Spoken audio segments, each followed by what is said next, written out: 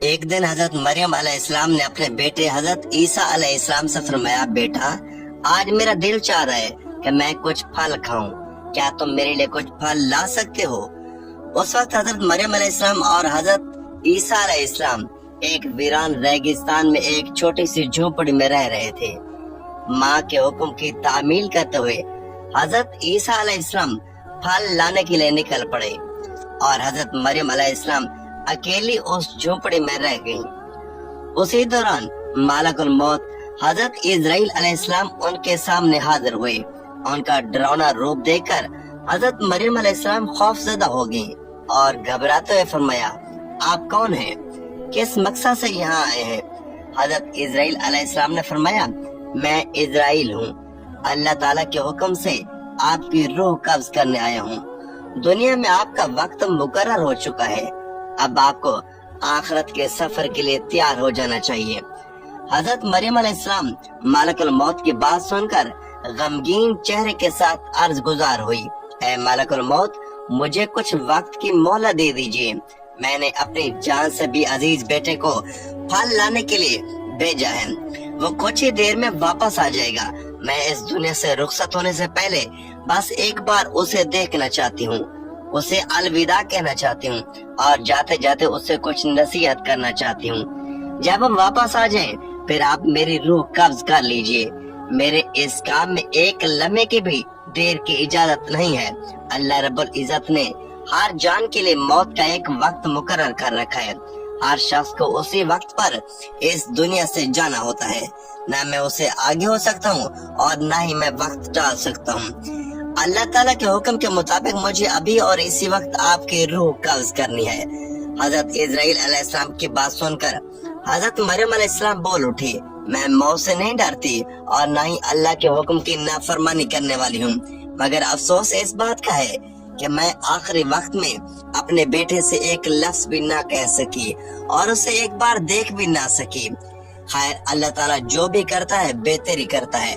अपने बंदों की भलाई के लिए अल्लाह जो कुछ करता है बेहतर करता है। उसके बाद हजरत मरियम अलैहिस्सलाम ने हजरत इजराइल अलैहिस्सलाम को अपनी रूह कब्ज करने की इजाजत दे दी। मालिकुल मौत ने अल्लाह के हुक्म से उनकी रूह कब्ज कर ली और उनकी जिंदगी का सफर मुकम्मल हो गया। उनका पाक जिस्म झोपड़ी में सुकून के साथ पड़ा रह गया। कुछ ही देर बाद हजरत ईसा अलैहिस्सलाम जंगल से फल लेकर वापस लौटे। जब उन्होंने अपनी वालिदा को खामोश लेटा हुआ देखा तो ये समझे कि वो आराम कर रही हैं, लिहाजा उन्होंने उन्हें परेशान नहीं किया। मगर जब काफी देर तक कोई हरकत न हुई तो उन्होंने अपनी माँ को हिलाया। तभी देखा कि उनकी पाक रूह जिस्म को छोड़कर इस फानी दुनिया से रुखसत हो चुकी है। अपनी माँ की अचानक वफात देखकर हजरत ईसा अलैहिस्सलाम शदीद बेचैनी और गम में डूब गए। वो अपनी माँ के दुख में फूट फूट कर रोने लगे। उनकी दर्द भरी सिसकियों से माहौल गमगीन हो गया, यहाँ तक के परिंदे और जानवर भी इस गम में बेचैन हो उठे। कुछ देर गम में डूबे रहने के बाद उन्होंने सोचा कि अब अपनी वालिदा के जनाजे और दफन का इंतजाम करना चाहिए, मगर मुश्किल ये थी कि वो ऐसी जगह पर थे जहाँ दूर दूर तक कोई इंसान मौजूद न था। लिहाजा उन्होंने अपनी माँ के दफन के लिए किसी मदद की तलाश में निकलना शुरू किया। कुछ दूर चलने के बाद उनकी मुलाकात कुछ लोगों से हुई जो उनकी तरफ आ रहे थे। हजरत ईसा अलैहिस्सलाम ने उन्हें अपनी वालिदा के इंतकाल की खबर दी और अर्ज किया, मेरी वालिदा का इंतकाल हो गया, क्या आप उन्हें दफनाने में मेरी मदद कर सकते हैं? उन लोगों ने जवाब दिया, ऐ अल्लाह के नबी, हम असल में इंसान नहीं बल्कि अल्लाह के भेजे हुए फरिश्ते हैं। हम जन्नत से आए हैं ताकि आपकी वालिदा हजरत मरियम अलैहिस्सलाम के जनाजे और दफन में शरीक हो सके।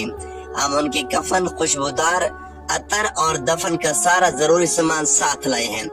उसके बाद हजरत ईसा अलैहिस्सलाम ने फरिश्तों की मदद से अपनी वालिदा का जनाजा और दफन की तकरीब पूरी की। अपनी माँ के इंतकाल के बाद हजरत ईसा अलैहिस्सलाम बैतुल मुकद्दस वापस लौट आए।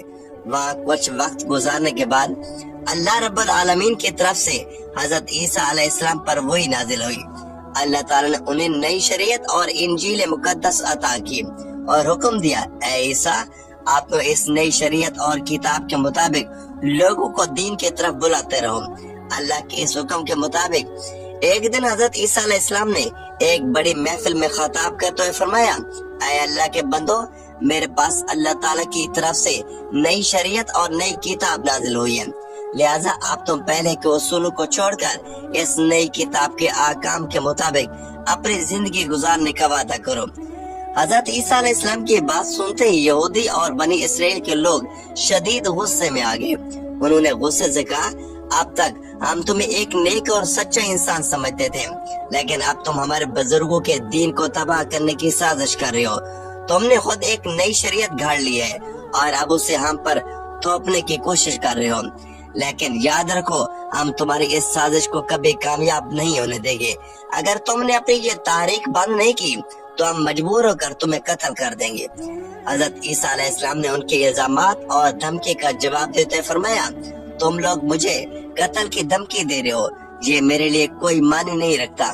میں اللہ کا ایک نبی ہوں اور نبی ہونے کے ناطے میری ذمہ داری ہے کہ میں لوگوں کو حق کے راستے کی طرف بلاؤں۔ یہ اللہ تعالیٰ کا حکم ہے کہ میں تمہیں سچے دین کی دعوت دوں۔ میں تمہیں تا دل سے اس دین کو قبول کرنے کی دعوت دیتا ہوں، ورنہ یاد رکھو اگر تم حق سے منہ موڑتے ہو تو تم پر بھی وہی عذاب نازل ہوگا جو تم سے پہلے کی گناہگار قوموں پر آ چکا ہے۔ جیسے نبی کی نئی شریعت کی بات پھیلی، بنی اسرائیل میں مختلف طرح کی بحثیں اور بات چیت شروع ہوگی۔ کچھ لوگ بغاوت پر اتر آئے تو کچھ لوگ حضرت عیسیٰ علیہ السلام کے پاس آ کر کلمہ پڑھ کر اسلام قبول کرنے لگے۔ اسی دوران حضرت عیسیٰ علیہ السلام نے اپنے نبی ہونے کے ثبوت میں کئی معجزے پیش کیے، جن میں سے کچھ سب سے مشہور تھے: مرے ہوئے لوگوں کو اللہ کے حکم سے زندہ کر دینا، پیدائشی اندھوں کو روشنی بخشنا، کوڑ کے مریضوں کو شفا دینا، مٹی کے پرندے بنا کر انہیں اللہ کے حکم سے زندہ کر دینا۔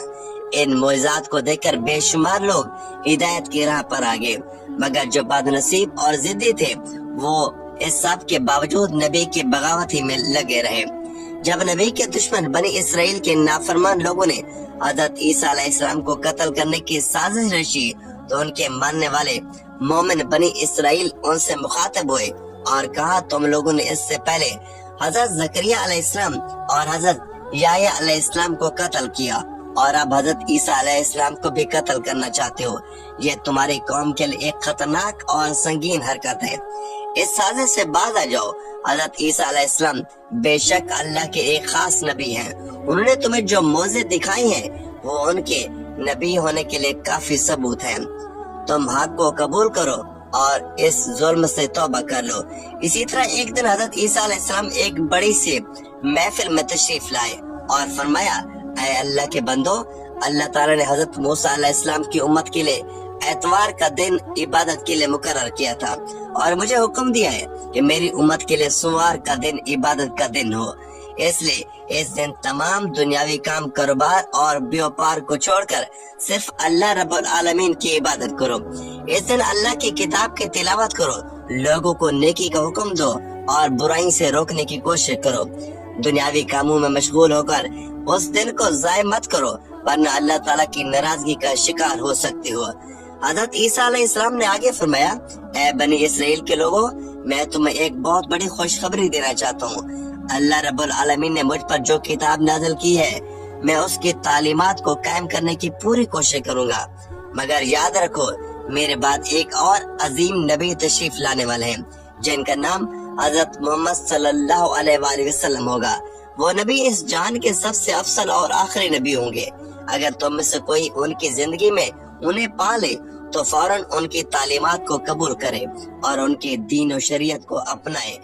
ایسا کرنے والا شخص اللہ کے نزدیک سب سے زیادہ مقرب اور بزرگ ہوگا۔ اس نبی پر اللہ تعالیٰ کی طرف سے ایک مبارک اور مقدس کتاب نازل ہوگی جس کا نام القرآن ہوگا۔ جو کوئی اس کتاب کی تلاوت کرے گا اور احکامات کے مطابق عمل کرے گا وہ اللہ کے نزدیک سب سے افضل اور بے حساب ثواب پانے والا ہوگا۔ تم سب اس نبی مکرم پر دل کی گہرائیوں سے درود و سلام بھیجتے رہو، کیونکہ وہ ایسے نبی ہیں جن پر خود اللہ تعالیٰ اور اس کے تمام فرشتے درود بھیجتے ہیں۔ حضرت عیسیٰ علیہ السلام نے آگے فرمایا، وہ مبارک نبی جن کا میں ذکر کر رہا ہوں اللہ رب العالمین کے حبیب اور محبوب ہیں۔ اللہ تعالیٰ نے انہیں اپنا خلیل قرار دیا ہے۔ اگر اللہ تعالیٰ انہیں پیدا نہ فرماتا تو نہ یہ آسمان ہوتا، نہ یہ زمین ہوتی، اور نہ یہ جہان۔ تم اس سے اندازہ لگا سکتے ہو کہ ان کی شان اور مرتبہ کتنی بلند ہے۔ میں ایک نبی ہونے کے باوجود یہ آرزو رکھتا ہوں کہ کاش مجھے ان کی امت میں شامل ہونے کی نعمت حاصل ہو جاتی ہے۔ اگر اللہ تعالیٰ میری یہ دعا قبول کر لے تو میرے لیے اس سے بڑی کوئی خوش قسمتی نہیں ہو سکتی۔ حضرت عیسیٰ علیہ السلام کی ان باتوں کو سن کر کچھ لوگوں نے کہا یہ شخص تو حضرت موسیٰ علیہ السلام کی شریعت کو توڑ کر اپنی نئی شریعت قائم کرنے کی کوشش کر رہا ہے۔ یہ تو ایک سازش ہے جیسے یہ سیاسی طاقت اپنے ہاتھ میں لینا چاہتا ہے، اور اس کے علاوہ یہ ایک نئے اور سب سے عظیم نبی کے آنے کی بھی بات کر رہا ہے، جس سے ہماری قوم اس نئے نبی کی طرف متوجہ ہو جائے۔ ہمیں بھی اس کی چالاکی اور اصلی مقصد کا اندازہ ہو چکا ہے۔ اب دیر کرنے کا کوئی فائدہ نہیں، ہمیں فوراً بادشاہ کے پاس جا کر اس کی شکایت کرنی چاہیے تاکہ اس کا کوئی ٹھوس علاج کیا جا سکے۔ اس دور میں بیت المقدس اور پورے یروشلم کی حکومت بنی اسرائیل کے کنٹرول میں تھی، اور اس وقت کا بادشاہ حضرت عیسیٰ علیہ السلام اور ان کے ماننے والوں کا سخت دشمن تھا۔ جب بنی اسرائیل کے اندر یہ بڑا اختلاف پیدا ہوا تو بادشاہ نے حضرت عیسیٰ علیہ السلام اور ان کے ماننے والوں کو ہمیشہ کے لیے مٹا دینے کا منصوبہ بنا لیا۔ بادشاہ نے ایک خفیہ میٹنگ بلائی اور اپنے درباریوں سے کہا ہمارے بزرگوں کے دین کو مٹانے کی سازش کرنے والا یہ شخص اور اس کے ماننے والے ہمارے لیے بڑا خطرہ ہے، ہمیں انہیں اس دنیا سے ہمیشہ کے لیے ختم کر دینا چاہیے۔ یہ نبی اور رسولوں کے دشمن ہے، یہ اللہ کے دشمن ہے۔ اس کام میں جو بھی مدد چاہیے ہوگی وہ میں کروں گا، کیونکہ میں جانتا ہوں کہ ان کا صفائی کرنا بہت بڑا ثواب کا کام ہوگا۔ بادشاہ کی ان باتوں سے صاف ظاہر ہوتا تھا کہ وہ کسی بھی قیمت پر حضرت عیسیٰ علیہ السلام اور ان کے ماننے والوں کو قتل کرنا چاہتا تھا۔ بادشاہ کی حمایت کے بعد تمام بنی اسرائیل ایک گٹھ ہو گئے اور فیصلہ کیا کہ حضرت عیسیٰ علیہ السلام اور ان کے تمام ماننے والوں کو دنیا سے مٹا دیا جائے۔ اسی سازش کے تحت انہوں نے نبی اکرم کو قتل کرنے کا منصوبہ بنا لیا۔ اگلے ہی دن سے وہ حضرت عیسیٰ علیہ السلام کے پیچھے لگ گئے، ہر وقت ان کا پیچھا کرنے لگے اور طرح طرح کی چالیں سوچنے لگے، مگر حضرت عیسیٰ علیہ السلام کے سچے ماننے والے اس خطرے کو محسوس کر چکے تھے، اس لیے انہوں نے اپنے نبی کی حفاظت کے لیے خود کو پہرے پر لگا دیا۔ جب بنی اسرائیل نے دیکھا کہ نبی کے جانثار ہر وقت ان کے ساتھ رہتے ہیں تو انہوں نے ایک نئی چال چلی۔ انہوں نے سوچا کیونکہ نبی کے ساتھ بنا ہتھیار کے ہوتے ہیں، اس لیے پہلے ان پر حملہ کر کے انہیں قتل کر دیا جائے، پھر حضرت عیسیٰ علیہ السلام کو بھی شہید کر دیا جائے گا۔ ایک دن حضرت عیسیٰ علیہ السلام اپنے ساتھیوں کے ہمراہ ایک جگہ جو کہ ایک محفوظ جگہ تھی قیام پذیر ہوئے۔ وہ مقام پرسکون تھا مگر باہر خطرہ بہت بڑھ چکا تھا۔ جب بنی اسرائیل کے سرداروں کو یہ خبر ملی کہ حضرت عیسیٰ علیہ السلام اس مکان میں موجود ہیں تو وہ غصے اور جلال میں آگ بگولا ہوئے، اور انہوں نے اپنے سپاہیوں کے ساتھ مل کر حضرت عیسیٰ علیہ السلام کو گرفتار کرنے کا منصوبہ بنایا اور اسی وقت اس مکان کو چاروں طرف سے گھیر لیا۔ سپاہیوں نے زور زور سے دروازہ کھٹکھٹایا، شور مچایا، اور آخرکار ان میں سے ایک سپاہی قتل کی نیت سے اندر داخل ہوا، مگر ٹھیک اسی لمحے اللہ تعالیٰ نے اپنا ایک فرشتہ بھیجا۔ وہ فرشتہ حضرت عیسیٰ علیہ السلام کے پاس آیا اور اللہ کا پیغام دیا، اے عیسیٰ، میں تمہیں اپنی طرف اٹھا رہا ہوں اور تمہیں کافروں سے بچا لوں گا۔ اور پھر ایک بڑا معجزہ ہوا، حضرت عیسیٰ علیہ السلام کو زندہ ہوش و واس کی حالت میں جسم اور روح کے ساتھ آسمان کی طرف اٹھا لیا گیا، اور جو سپاہی اندر آیا تھا اللہ تعالیٰ نے اس پر حضرت عیسیٰ علیہ السلام کی صورت ڈال دی۔ جب وہ باہر نکلا تو بنی اسرائیل کے سپاہیوں اور سرداروں نے اسے دیکھا اور سمجھ بیٹھے کہ یہی حضرت عیسیٰ ہیں۔ انہوں نے اسی شخص کو گرفتار کر لیا اور بری طرح مارنا شروع کر دیا۔ وہ کچھ سمجھ ہی نہیں پایا کہ آخر اس کے ساتھ ہو کیا رہا ہے۔ اسی دوران یہودیوں کا سردار چیختے ہوئے کہنے لگا، بھائی یہ تم کیا کر رہے ہو؟ مجھے کیوں مار رہے ہو؟ میں تمہارا سردار ہوں، میں خود عیسیٰ کو ڈھونڈتا پھر رہا ہوں مگر وہ کہیں نہیں ملے، تو کیا آپ تو مجھے ہی مار ڈالو گے؟ یہودیوں نے اس کی بات سن کر زور زور سے ہنسنا شروع کیا اور کہنے لگے، اگر تو ہمارا سردار ہے تو بتا عیسیٰ کہاں گیا؟ اپنی جان بچانے کے لیے آپ کتنے بہانے بنائے گا؟ تیری چکنی چوپڑی باتوں میں ہم آنے والے نہیں ہیں، آج ہم تجھے قتل کر کے ہی دم لیں گے۔ اسے اس بات کا بالکل علم نہیں تھا کہ اس کا چہرہ بدل چکا ہے اور وہ ہو بہو حضرت عیسیٰ علیہ السلام جیسا دکھنے لگا ہے۔ घबराहट में वो फिर चिल्लाने लगा, भाइयों तुम लोग गलती कर रहे हो, मैं तुम्हारा ही सरदार हूँ, जिसे कत्ल करने के लिए हम यहाँ आए थे वो तो यहाँ है ही नहीं। मुझे लगता है कि वो कोई जादूगर है। मगर कोई सुनने वाला था। यहूदियों ने अपने ही सरदार को पीट पीट कर बेहोशी और मौत के मुंह तक पहुंचा दिया। वो कहता रहा, बनी इसराइल के लोगों, खुदा की कसम मैं ही तुम्हारा सरदार हूँ। मुझे नहीं पता कि मेरी शक्ल कैसे बदल गई। अगर तुम्हें मैं हजरत ईसा जैसा नजर आ रहा हूँ तो यकीनन ये अल्लाह रब्बुल आलमीन की कुदरत है। मुझे अब यकीन हो गया है कि हजरत ईसा अलैहिस्सलाम अल्लाह के सच्चे नबी हैं और अल्लाह ने उन्हें महफूज रखने के लिए अपनी कुदरत का करिश्मा दिखाया है। जब यहूदी सरदार ने हजरत ईसा को अल्लाह का नबी मान लिया तो बनी इसराइल के लोग और भी ज्यादा गुस्से में आ गए। उन्होंने बगैर देर किए उसे फौरन सूली पर लटका दिया। वो सरदार चीख चीख कर कहता रहा, बचाओ बचाओ, मगर कोई सुनने वाला नहीं था। आखिरकार उन्होंने उसे सूली पर चढ़ा दिया, उसकी जान ले ली। इस मंजर को देखने के लिए वहाँ भारी भीड़ जमा हो गई। जब सरदार की मौत हुई तो लोगों में बहस छिड़ गई। कुछ कहने लगे ये हजरत ईसा नहीं बल्कि हमारे सरदार थे, तो कुछ बोले नहीं, हमने तो खुद हजरत ईसा को कत्ल किया है। यहूदी आपस में लड़ने लगे, तलवारें निकल आई और उनमें बड़ा फसाद शुरू हो गया। सारे लोग हैरान और परेशान हो गए क्योंकि उन्हें समझ नहीं आ रहा था कि हकीकत आखिर है क्या। ये सब कुछ अल्लाह रब्बुल आलमीन की कुदरत का करिश्मा था। इन्हीं हालात को देखकर हजरत ईसा अलैहिस्सलाम की गैर मौजूदगी में बहुत से लोग इन पर ईमान ले आए। उन्होंने कलमा पढ़ा और हजरत ईसा अलैहिस्सलाम की शरीयत के मुताबिक जिंदगी गुजारने का अहद कर लिया। मगर अब सवाल ये था कि हजरत ईसा अलैहिस्सलाम कहाँ है? इस सवाल ने सबको परेशान कर दिया। लोग उन्हें ढूंढते हुए इधर उधर भटकने लगे।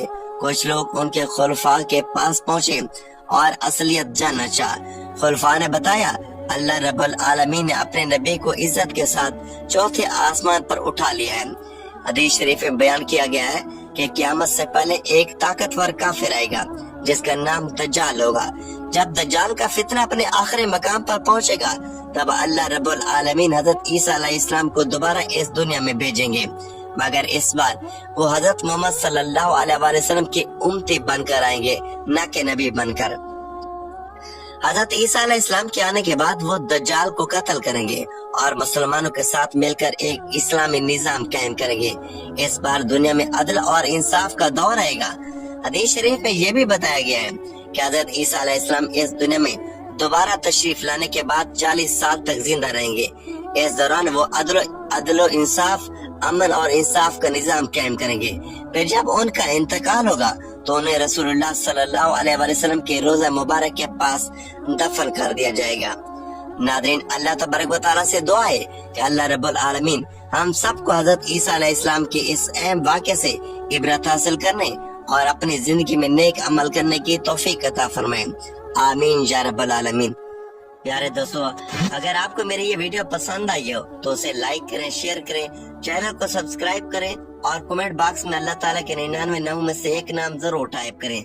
अगले वीडियो तक के लिए इजाजत दीजिए। अल्लाह हाफिज।